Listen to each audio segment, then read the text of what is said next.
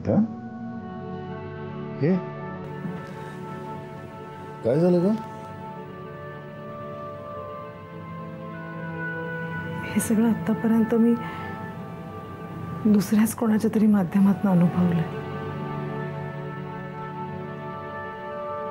सहानुभूती त्या नजरेने सगळ्यांनी बघितलंय माझ्याकडे आतापर्यंत. आता हे सगळं माझं आहे. हा आनंद माझा आहे, हे सुख माझं आहे.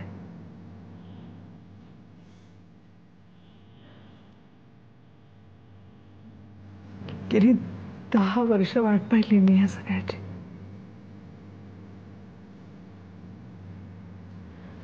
आणि आता ते सुख मला मिळणार आहे. माझं प्रत्येक स्वप्न सत्यात उतरणार आहे.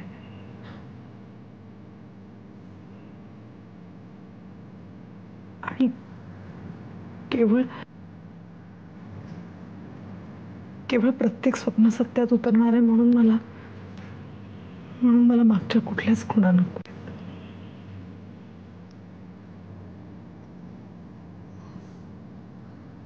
ती असहाय्यता, ती याचना, ते उपकार, त्या भावनेने माझ्याकडे सगळ्यांनी पाहणं, हे काहीच नको आता मला.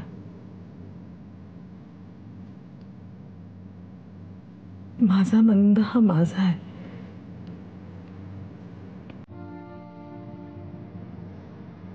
भूतकाळातली कुठलीही खूण ठेवायची नाहीये मला.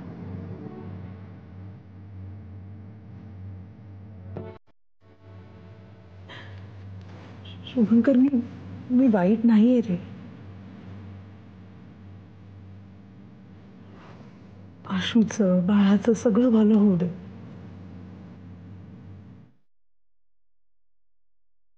पण ते मला ते माझ्या आयुष्यात नकोय आता.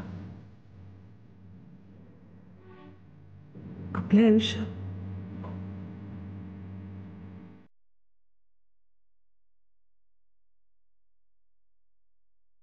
शुभंकर, आता आपलं आयुष्य आकार घेत आणि आपल्या आयुष्यात मला कोणीच वाटेकरी नको.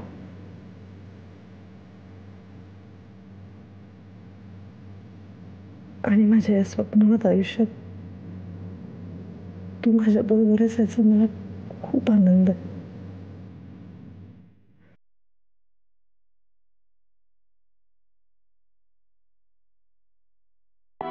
तू माझ्या बरोबर कायम राहशील ना.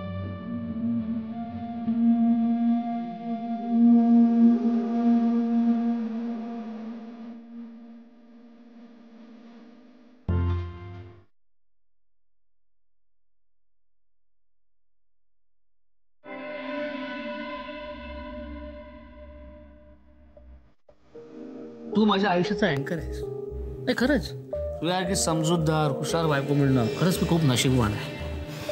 म्हणजे माझ्या आयुष्यरूपी जहाजाला तू एक दिशा दाखवलीस. आता ते भरकटलं असतं भवसागरात. बाहेर सगळ्या मुली माझ्यावर लट्टू आहेत.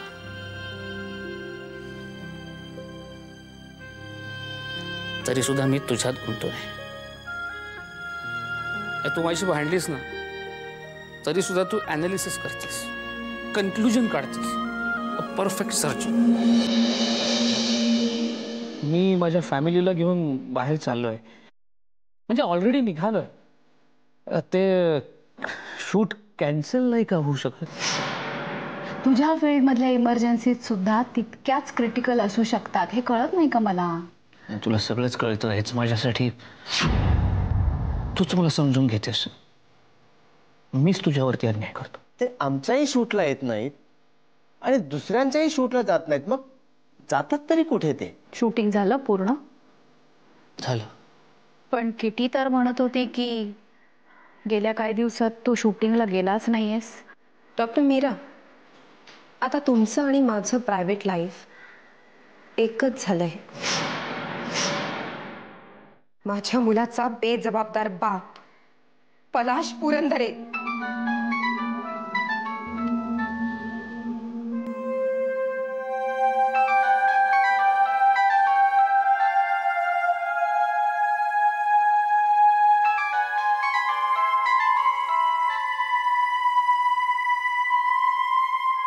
हॅलो. या पलीकडे तू काहीच बोलणार नाहीस का? हे बघ, माझी चूक झाली आहे हे मी तुला 1000 वेळा सांगितलं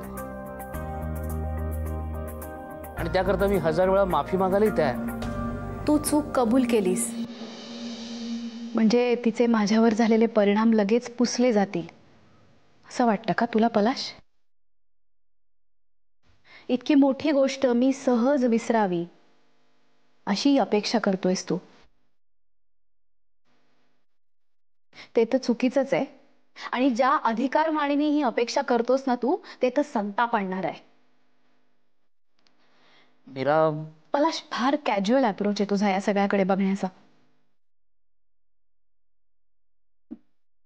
आधी सहज कॅज्युअली मला फसवलंस आणि आता तितक्याच कॅज्युअली सांगतोयस सॉरी म्हणालो ना, विसरून जा. असं होत नाही पलाश.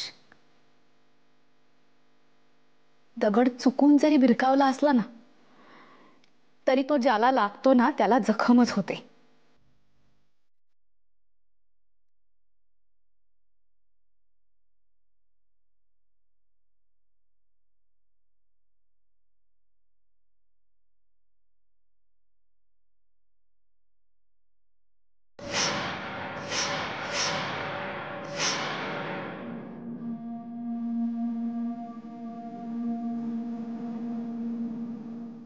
रोहन, काय चाललंय यार? ये ग गपचू. टाइमपास होतोय म्हणून असं काहीतरी भंगार खेळ खेळतोस का तू? नखरे करू थांब, पुढे सगळी वाट लावशील. इकडे बस. काढणार आहेस तू मला, मग हात काढणार खाली बस. डोळ्यावरचा. किती काय कटकट चालली आहे? खाली बस. अरे खाली बस काय? एक हो, तर खाली बस. दिसत नाही मला इथे काय. हा हा, थांब जरा, थांब. काय थांब? आता उघड. नक्की उघडायचे? होय, उघड. स्टुपिड काहीतरी गोष्टी करत.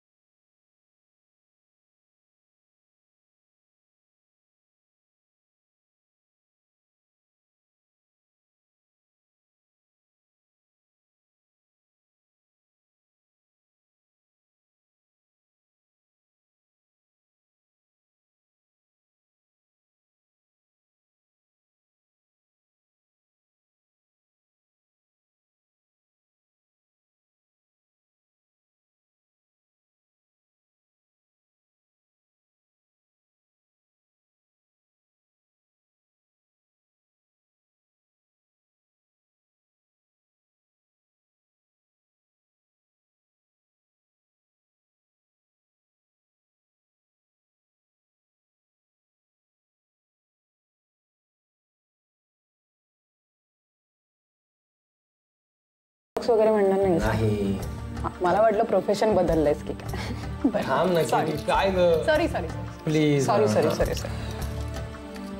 My dear Kitty, will you marry me? तू ना इम्पॉसिबल आहेस रो. पण खरं सांगू,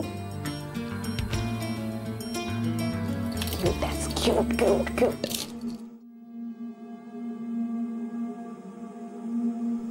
किती दिवस रोहनच्या जीवावर जगायचं?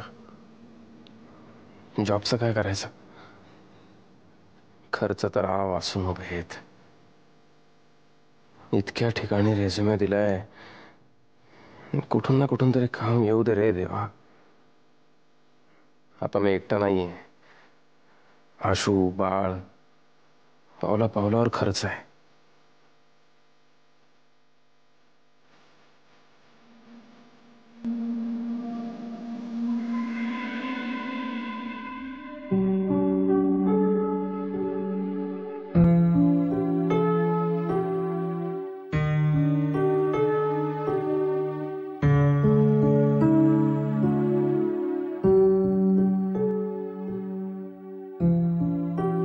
झोपला.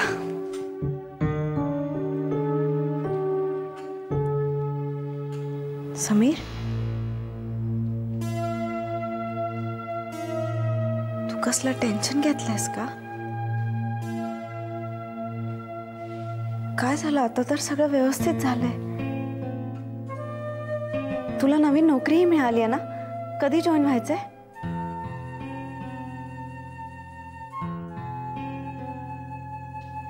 आशू ऍक्च्युली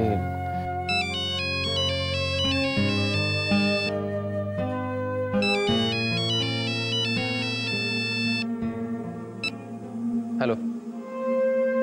हां हां हां ओके ऑल राईट. हां thank you sir. Thank you sir. Sir पण हे म्हणजे फिक्स. Okay yes sir. कोणाचा फोन होता? आशू अगं मला नोकरी लागली आहे. येस. पण तुला नोकरी मिळालेलीच होती ना? हां पण ॲक्च्युली ही त्याच्यापेक्षा बेटर नोकरी आशू. मी अगं काही प्लेसमेंट एजन्सीजमध्ये बायोडेटा दिला होता. त्यांच्यापैकीच एकाचा फोन होता मला. Yes yes Ashu. Ashu I love you.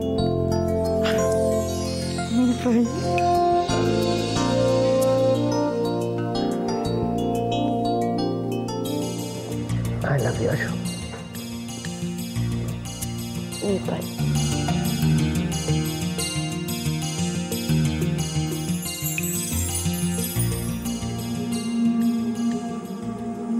मला ना हे सगळं खूप रोमॅन्टिक, खूप छान, खूप मस्त वाटतं.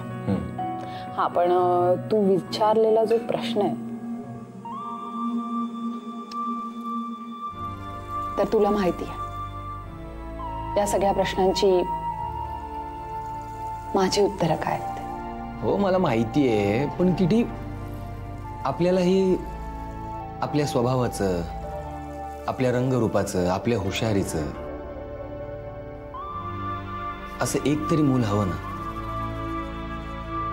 खरं तर मला खंडीभर हवी आहेत, पण मी तुझ्यासाठी एकावर भागवायला तयार आहे. मग प्रॉब्लेम काय? लग्न नको करायला.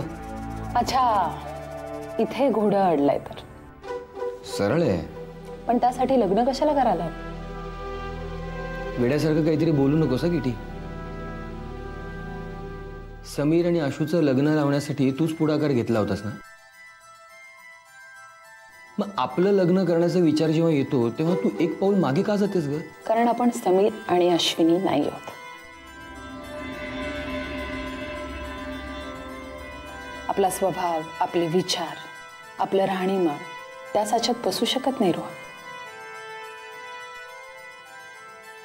रोहन मुळातच मला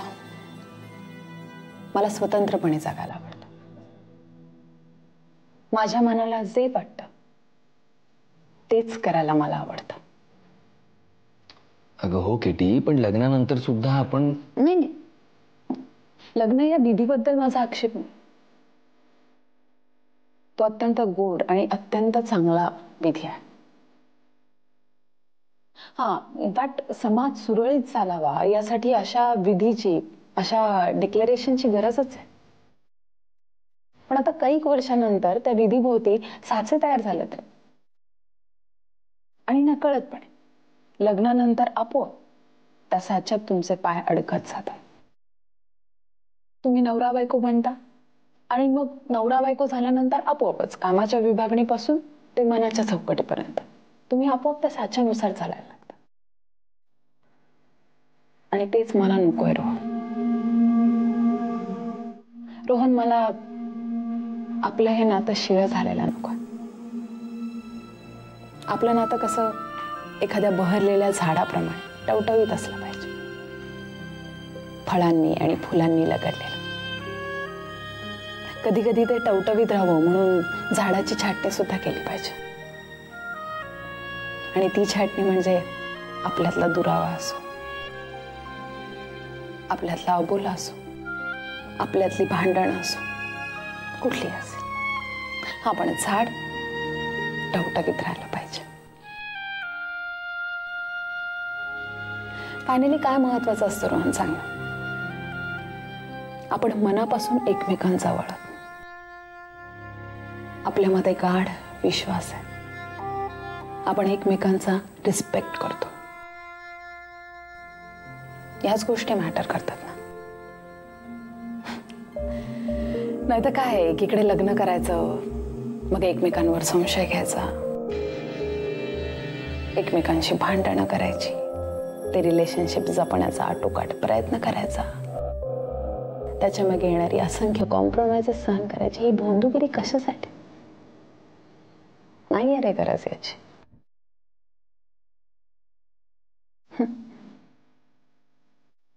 आता त्या शुभंकर प्रधानला बघ ना. ते एक लग्न टिकवण्यासाठी नमिताच्या असंख्य गोष्टी तू सहन करत चाल. आपण हे सगळं का सहन करायचं रो? आपण मनाने एकमेकांच्या खूप जवळ. आपल्याला अशा बाहेरच्या बंधनांची गरज नाही आहे रे.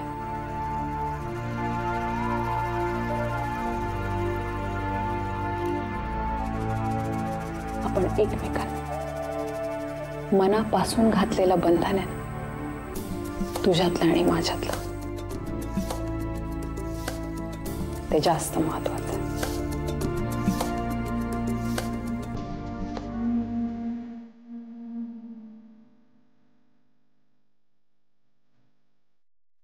खरंच.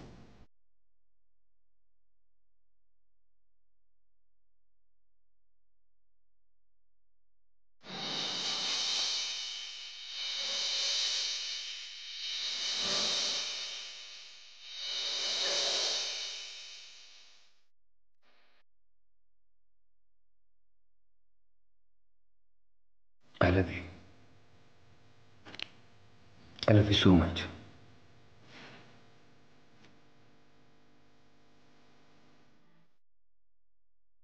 Rania? I love you too.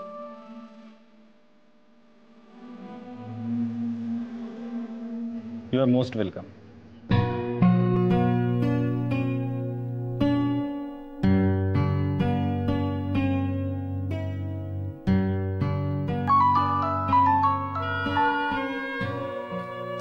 बोला मग काय रे? तुझं काम झालंय. म्हणजे मी समीरच्या नोकरीचा बंदोबस्त केलाय. Really great. हो. तुला सुलेखा आठवते? सुलेखा कोण रे?